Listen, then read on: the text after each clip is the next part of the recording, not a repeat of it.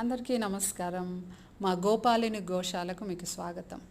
మన మంచిర్యాలలోని మైత్రి యోగ ప్రకృతి చికిత్సా కేంద్రం నుండి 40 కిలోమీటర్ల దూరంలో చెన్నూరు గ్రామంలో ఉన్న గోపాలిని గోశాల ఇది.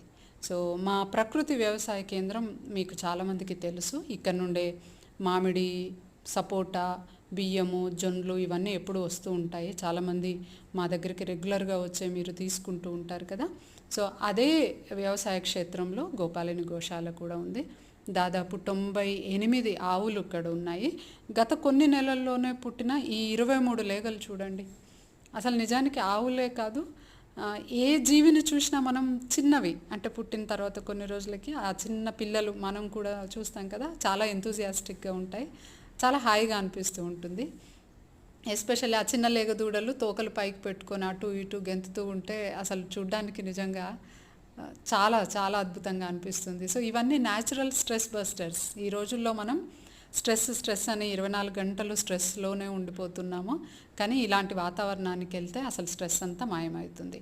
మరి మీరు కూడా మా గోపాలిని గోశాలను విజిట్ చేయాలనుకుంటే మమ్మల్ని కాంటాక్ట్ చేయొచ్చు.